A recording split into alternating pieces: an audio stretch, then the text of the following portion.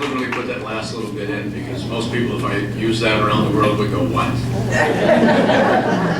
They go, Egerman, where the heck is that? You know, and to be honest, when I first moved down here, I didn't know where it was either. In fact, I missed the town entirely. You know. My sister had told me I was looking at a place as a quiet, more relaxing place out here to write and to travel from and to slow down a bit, semi-retired. And I looked at a place in Newbrook and couldn't get in, so my brother-in-law and my sister went out and she said, no, that one didn't work. There was some dry rot in the basement. I didn't know what that was, but it didn't sound good. But we found this little place in Egerman. It's a nice little bungalow, and it's got a hot tub in the basement. And so I said, I'll fly out next weekend. So I flew out next weekend and bought it. But I missed it when I was looking for it. You know, and you go down, and you turn left, and I went, oh, okay, maybe that was those five houses. Must have been Egerman. So now I'm the guy in town that has the double-decker, you know, in front. So, but I have to say that I have to thank Carol for inviting me tonight. She phoned me quite some time ago and asked me about this and told me what it was. And once she mentioned that it was for volunteers, I said I'm there. Because I am here because of a large amount of people who volunteered in my life for so many reasons and so many seasons. And it's nice to give back.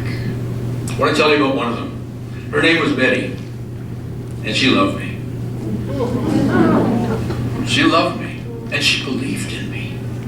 You know, now Betty, there was a challenge with Betty in the sense that she was a comfortable woman, and I wasn't able to even fully hug her. And there was a challenge in the fact that there was a difference in our ages, and another insurmountable challenge that she was actually married. But she loved it. I mentioned she loved me, and that she believed in me. And with my 7-year-old heart, I loved her back. She was my Sunday school teacher, and every week she volunteered to run roughshod over a bunch of rabble-rousers like me, to try and teach us something that we would end up being good citizens and all that kind of good stuff. But she loved me, and she defended me. When I got in trouble with my mom, and which I did occasionally, okay, more than once or twice, I still remember the first time I heard Betty Hendricks say to my mom, "It's okay, Bob's a good boy." I remembered that. Because she believed me, and she loved me, and I loved her back because of those things. You see, that's the impact we have. We don't always know the impact that we have in people's lives, and I'll mention something about that. But I remember when I was in my 30s, going back to Ventura, California, which is where she was, and she was in probably her 60s at that point, which I thought was really old until I'm just about 45. I'm just about, 60 is the new 40, so I'm just about 45 next Friday. But now it's a whole different story. I mean, it's just whatever. But I was able to visit with her. Her husband had died, but she was still there. And I was able to say, thank you so much for what you did in my life. Thank you so much for believing in me. Thank you so much for defending me and for loving me. See, very often we don't get that opportunity to tell people how much they mean to us.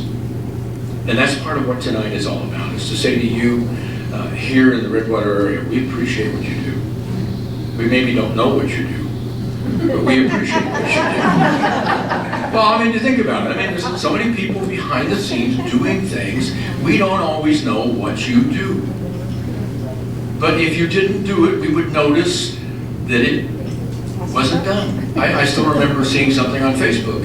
It's a picture of the house, and the kids are running crazy, and the house looks horrible, and there's dirt everywhere, and there's cereal on the floor, and all this kind of stuff. And the husband said, "What are you doing?" And he said, "Well, And his wife said, well, you always say, what do you do all day? Well, so today I just didn't do it. And very often that's the case. When things get going and people are doing things, we don't notice. And so sometimes we don't recognize it. But when things fall apart because people step out for whatever reason, and as I look around the room, I know that one of the reasons is that a lot of us are getting older. And even though we maybe want to volunteer, we may not have as much time. And well, maybe we get more time as we get older. But maybe we don't have as much energy. And that's part of the challenge. And yet so many of you are here because you're still giving. And I believe that building bridges is about giving. It's about, very often we get stones in our lives. We get blocks. Some of them are building blocks. Some of them are stumbling blocks. But we have a choice. We can build bridges and allow people in, and allow conversations, and allow relationships, or we can build walls and keep people out. The choice is entirely ours. And if you're the kind of person who builds bridges, you have a better life. You have a better community. And you have a better relationship with the people that you allow in. Because that's the secret of allowing people to help you. To being successful is to allow people into your life and not being afraid to ask for help. The biggest stumbling block that I find for people is we do not succeed in isolation. We fail in isolation, but we do not succeed in isolation. You think about a success in your life, something you've accomplished, inevitably there's somebody or a series of somebodies that have been part of making that happen. When you fail, sometimes it's because you pull back, you don't ask for help, and you don't get it. Because one of the things that I've learned in life is you get what you ask for.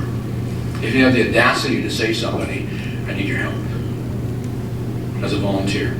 I think of all the people that did that. I see Scouts, Boy Scouts. I went through both the Cubs and Boy Scouts, and Air Cadets, and Junior Achievement, and all these people that invested in me and taught me so many things that I now take around the world.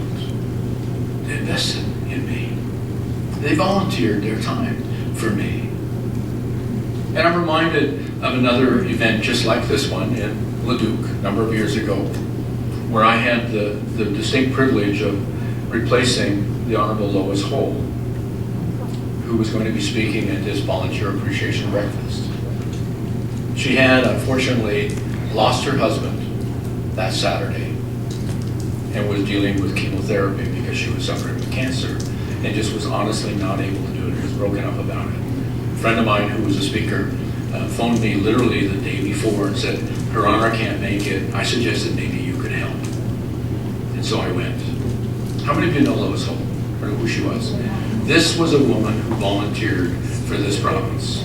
This is a woman who set the example of what it is like to be a volunteer. And so many things that she did above and beyond the business. One of the books over here, The Legacy of Leadership, is dedicated to her, and I was able to take it over to Jim last year when we published it. I said, here, I wanted to give this because your mom made an impact on me. I mean, I met her the first time. I mean, this is where you watch people and you wonder. I was speaking when I just moved here. I was speaking for the mayors and reeves and stuff of all over Alberta, just following the election in November.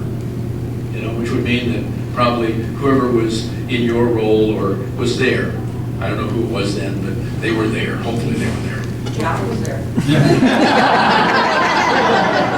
Well, I know some of them were out boozing. I don't know about you, but it made me wonder. But I got up and I said I voted. But I was supposed to vote, and they said, by the way, just to let you know, our lieutenant governor is going to be speaking. And I went, yeah, that's cool.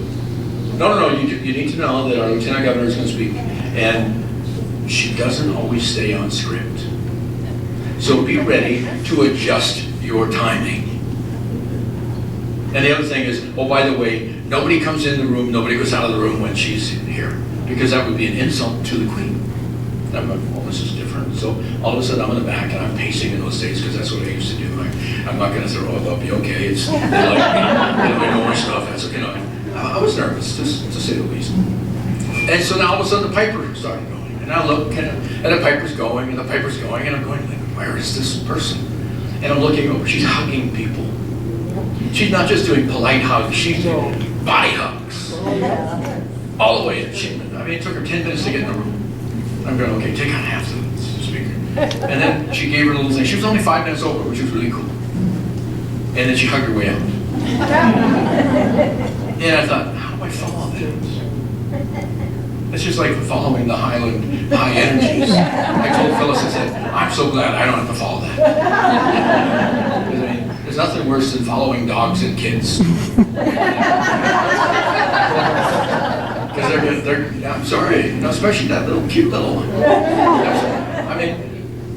I went, thank goodness. But Lois and I actually became friends after that event when I had seen her, and then I got this call, and I called her office and said, I understand she can't make it. Would she like me to share a few words on her behalf? And the answer came back, would you really?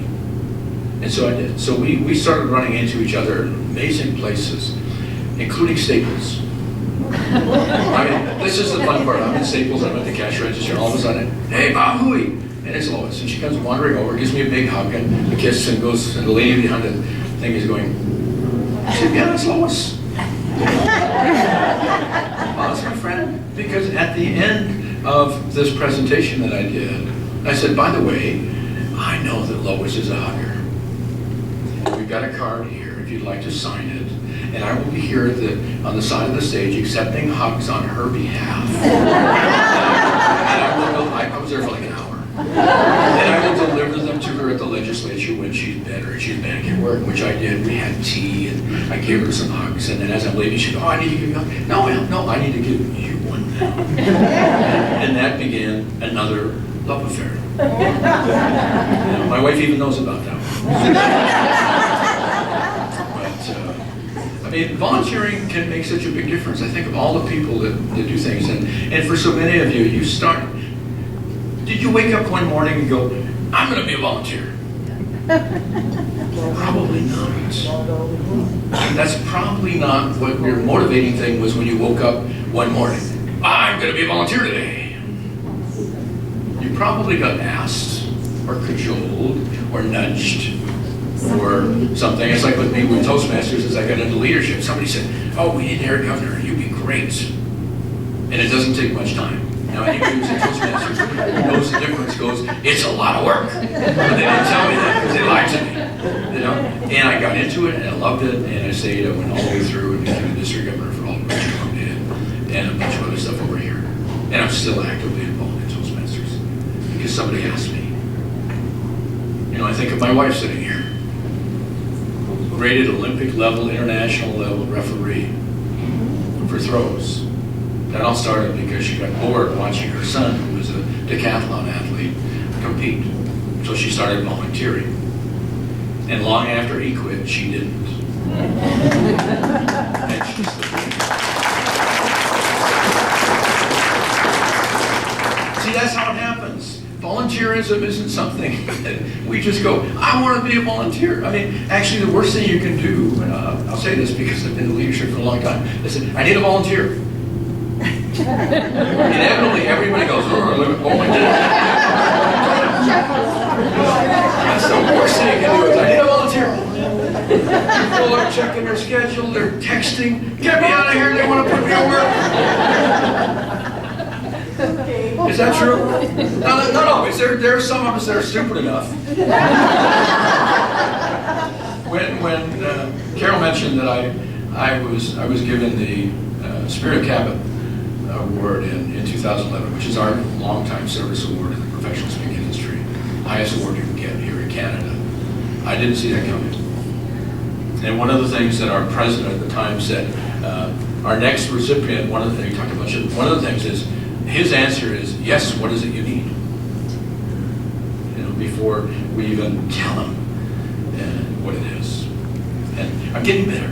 I am getting better. Because I'm learning that I have to have some balance and some boundaries, and because I'm married now, and my wife actually likes to see me occasionally. So it's nice to actually be home and hang out and do things, rather than always be off volunteering. It's amazing. She never once, and I say this in all honesty, never once when I was going off to a Toastmaster convention or to speak at a conference or to go to a professional speakers conference, either here or in the States with national speakers, worried about the fact that, so is this another one of those freebies? Not once did she say, is this one of those ones where you're paying to go speak? What she said was, get lots of hugs. Because what I told people is when I went to things like that, I'm only here for the hugs. I know I'm going to learn something, but I'm here for the people. Because these are the people that made a difference in me and invested in my life and invested in who I was so that I became a better speaker and better in the business of what I'm doing. It's the relationships. It's the building the bridges that allows me into their lives that have made all of that difference. See, we don't know sometimes the difference that we make.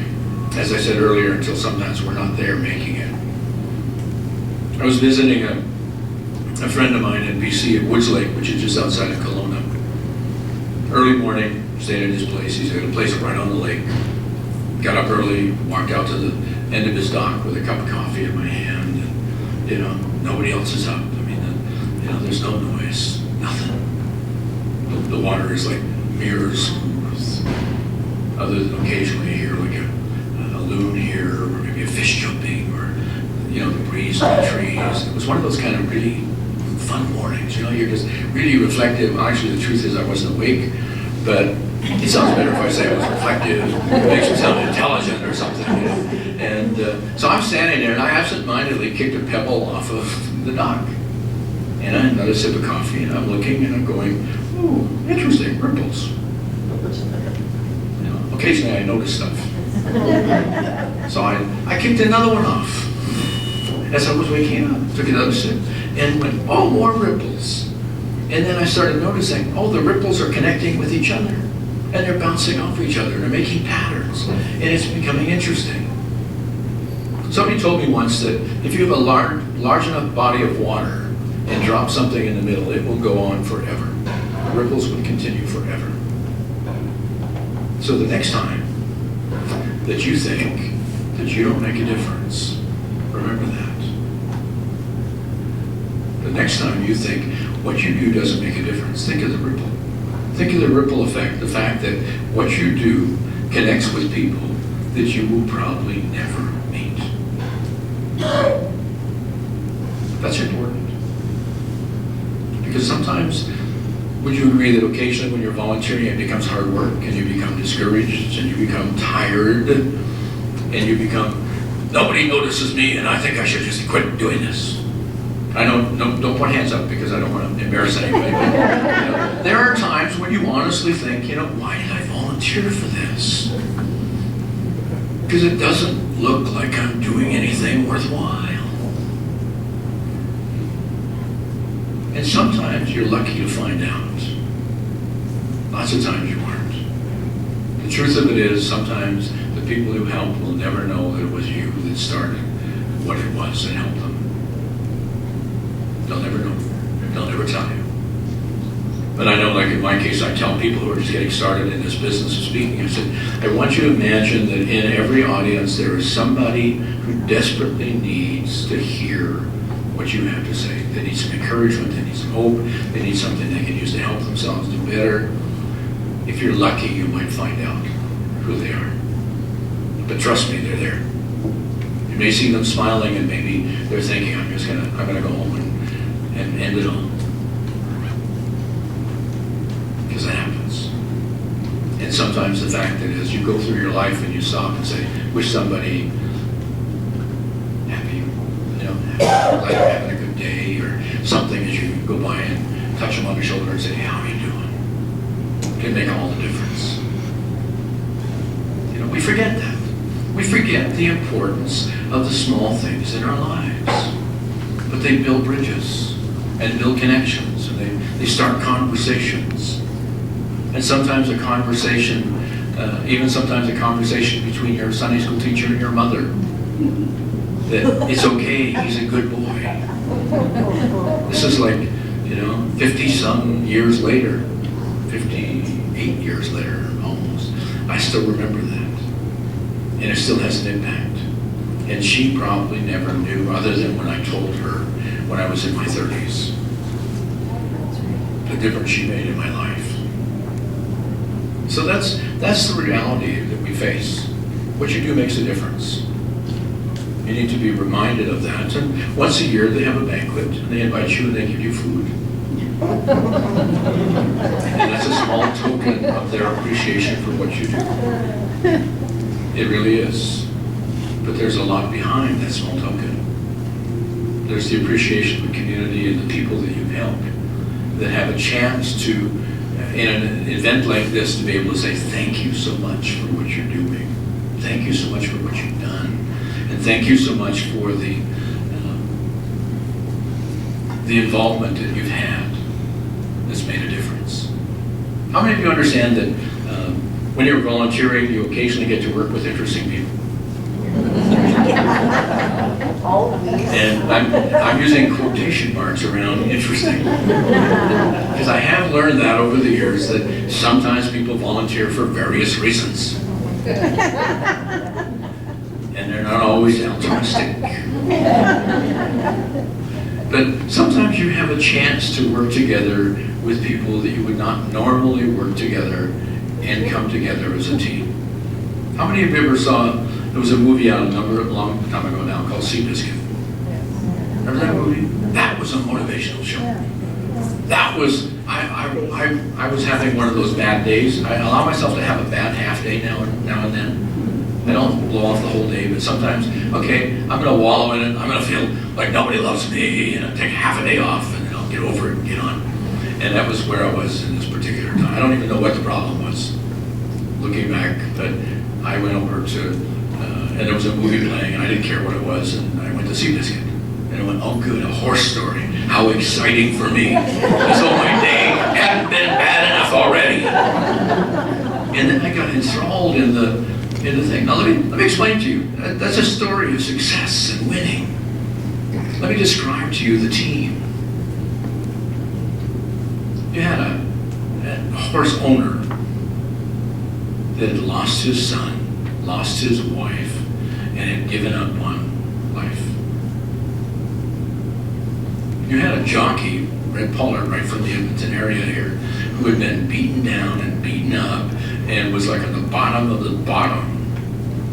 You had a horse trainer that was a little left of weird. And you had a little horse who had never won anything. In fact, he was used to train the other horses what it was like for them to win. He had never been allowed to run. He had never been allowed to even take the lead. His job was to be there so the other horses knew what it was like to go past. Can you imagine that being a successful team? Can you just go, woohoo? Wouldn't that be fun? Wouldn't you just love to have a group like that? Go. Some of you are thinking, I got lunch. No. But I loved it because what happened was this little horse with this little interesting connection of people actually started winning. And started beating other horses that he shouldn't have beaten. To the point where people were coming out, this was during the Great Depression, they were coming out in droves to watch this little horse run because the horse was winning. He was beating the bigger, better horses. And they were getting excited because they wanted hope. They needed hope. And they were watching this little horse run. And then one day there was an accident. And the horse fell and broke his leg. And so did the jockey. Actually, in the movie it was just a broken leg. The truth was, in real life he had crushed ribs and whatever. So they did something very unique. They didn't shoot the horse or the jockey. Well, in those days, they didn't bother. They would shoot the horse. But because this little horse had been such an inspiration to North America, they thought, well, okay, let's just take him out. We'll do something with his leg, and maybe it'll be healing enough so that he can just, sort of hobble around the farm. He's probably on a farm like yours, and and just, there it was. So there's the horse out there, and there's the jockey starting to he's walking with a leg brace and cane and stuff, and then all of a sudden they notice the horses start not only walk but run, and not only run but really run, and they got excited. They thought, if nothing else from a business point of view, maybe we'll get the horse out there, he can race again, and people want to see this horse, and we can make some money because it's the Great Depression. And the key point for me in the story wasn't so much that. It was when Ron Pollard came to Jeff Bridges, who played the owner, and said, I need to be the rider. When you're going to let him race next week, I need to be the one who races. And Jeff looked at him and he said, how can you ride when you can hardly even walk? And Red Pollard said, no, but you don't understand. I have to do this because you made me better. He made me better. And the long story short is they got together, they raced, and history was made. See, that's what happens in our volunteer work. We can look at people in our lives and say, you made me better. You brought something to my life that made me better. You may not remember it, but you made me better. Because that's what it's about. It's about building bridges and allowing people in. It's about building bridges and allowing other people to win and maybe to get a little belief that they could win. Because sometimes that's all it takes. Is somebody to look at you and say, you know, you could do that. And you're looking at it going, really? And that little seed gets dropped. And it starts getting a little bit of nurturing. And eventually you start believing that you can do it. And then you start amazing your critics. You start amazing all those people, sometimes the green killers in your life. I used to call them family and friends, but I said, you can't do this. You know, people like my English teacher who gave me challenges when I was writing in high school. I would so love to see this lady and give her one or two or half a dozen of the books that I've written. 3 of which are bestsellers. It's not bad for a guy who barely got through English. Because somebody believed in me, something along the line. It's funny, I remember when my dad died, my mom needed help, so I stayed with her in Victoria, and because I had nothing else to do, I wasn't traveling at that point, I did more writing. And actually 3 of the books got done during that 6-month period because I had nothing better to do. I still remember giving her one of them to read and sitting on the couch watching her as she's reading. You know, you ever notice how you give your parents especially, you're not quite sure. And watching her as she's reading, and she finally finishes it and puts it down. And she cocks her head, and she looks at me and she said, where'd you learn to do this? We never saw this skill in school. And I thought later, well, it's because in school I had to write junk that other people wanted. Now I'm writing stuff I believe in and I care about, and the amazing thing is people actually buy it. By the thousands, which blows my mind even today. Could you imagine living long enough to amaze your mother? I mean, I've basked in that compliment for a long time. Now I got to tell you the backstory. The backstory is my mother was a former English teacher. I used to send her letters when I was traveling, and she would send them back to me corrected. With red pen. So when my wife does that, I'm okay with it because I've got that history. Actually, she proofreads all my books and makes it better. But that's the interesting part of life is the people we allow in make us better.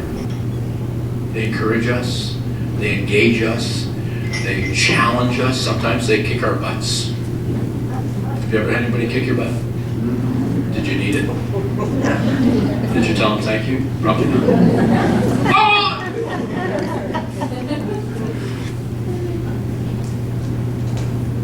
I'm going to leave you with one more quick story and let you get some more goodies because I know that's what you're interested in, like flowers and stuff. But a number of years ago, I had the opportunity of speaking in Cancun. Sometimes I get to speak interesting places like Redwater, but occasionally I have to go to places like Cancun. And in the winter. I know, and it's funny how many people when I say that, they go, that's exactly it. They go, oh, they feel so bad for me. that I had to go to Cancun in the winters, and I was there like for like a whole week. It was murder. I was so embarrassed, my face was red. But actually, I talked to the guy who was organized. I said, I really need to come down early and acclimatize myself before I speak. Because he wouldn't want me to dry out in the middle of the presentation. So. But the second night we were there, it was a 3-day wealth building conference, the summit, where we were teaching people to keep the government out of their pockets daily. And which is interesting. Someday when I'm rich, I'm going to put this to work. But the second night we were there, we went over to Chichen Itza. I don't know if you know that. Anybody been there? Yeah. It's this squat little thing, and it's a little pyramid, and this blocks, again, building blocks, are about as high as a chair, give or take a little bit, narrow little steps. And so the three of us are there, myself, the organizer, and one of the other speakers, and we go over, and we're climbing up this thing. It's about twilight.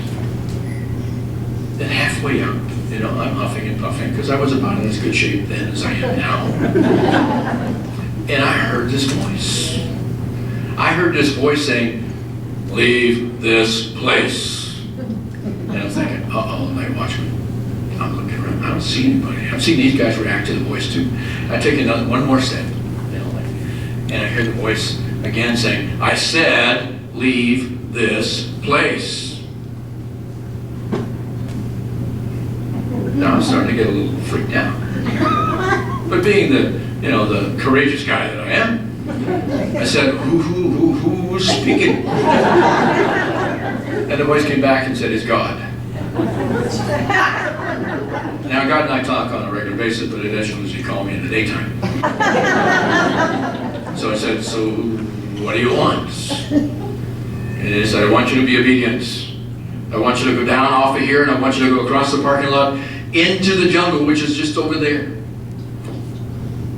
And I want you to find a dry stream bed. I want you to pick some pebbles and put them in your pocket. And I want you to remember today. Don't look at those pebbles till tomorrow morning, but I want you to remember today, because today will be the best day of your life. But remember today, because today will be the worst day of your life."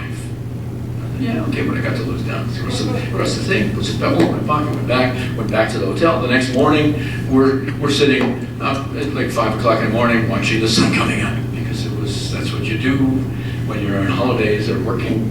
I had one more day of work, and then I had 3 days to relax. And I said to these other two guys, I said, "Did you look at your pebbles?" "No."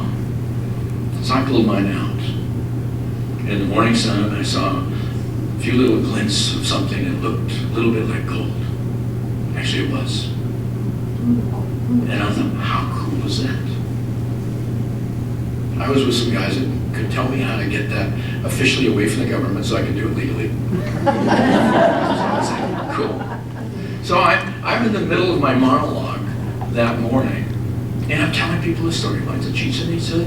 God spoke, best day, worst day. I said, I understand best day, because I've got some riches now that I didn't have yesterday. I don't get worst day. I introduced the next speaker, and then it got me. I thought, what if I had filled my pocket with pebbles?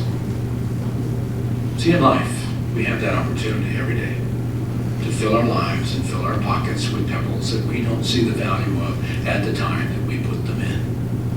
Sometimes the value is only there on the reflection of looking back and seeing what we've done, because we stepped up and we built a bridge.